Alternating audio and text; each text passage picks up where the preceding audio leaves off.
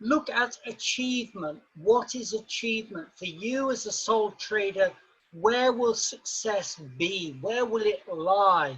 Will it lie in getting your first client, your first sale? Where will that lie? Equally, we need to think very carefully about inspiration from people who look at people who've had setbacks, who've started with nothing or next to nothing and have built up multi-million, sometimes multi-billion dollar businesses. They've started in their back bedroom, they've started in their garage. What is it they did? Where was their idea? Many of the greatest corporations in the world today have started very small.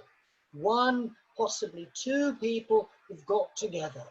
They've found a simple product and they've started. How are you going to start? What is your time frame? What was their time frame? How long did it take them? Did it take them a year, 5 years, 10 years, 20 years?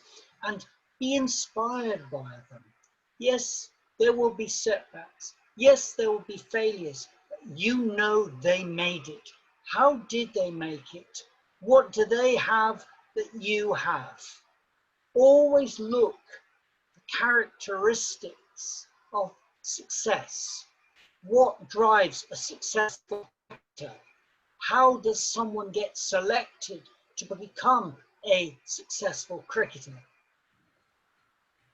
What are they doing in the nets? How much practice are they putting in?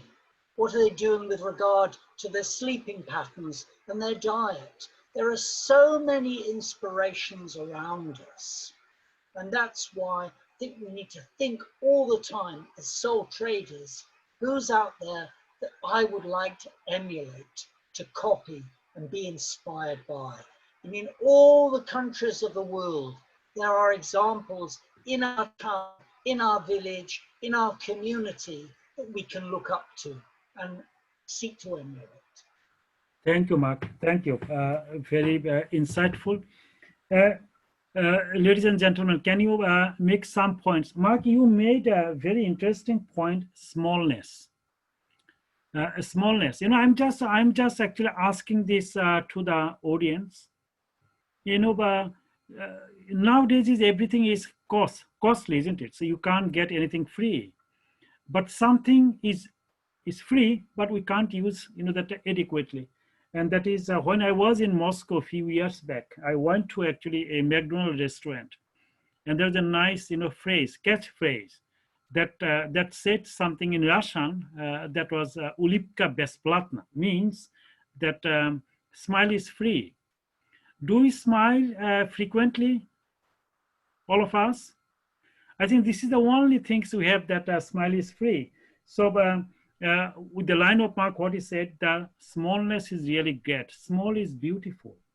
And it reminds me to recall that Joseph Schumpeter, the German philosopher and economist, who wrote a book about small is beautiful, economic change that matters. And that was really one of the challenging book that time, which challenged the orthodoxy of that time. That early 80s or 60s. That economic dimensions throughout the world.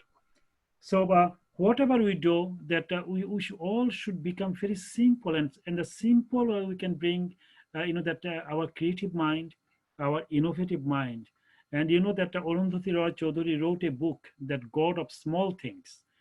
Is pity that when we think about smallness, we feel that all of us somehow becoming too much complicated. That.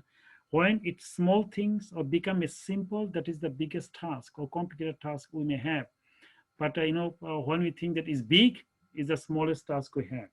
So let us have some questions from the audience, please, so that we can actually look at some of the points. Who would like to join and make some points?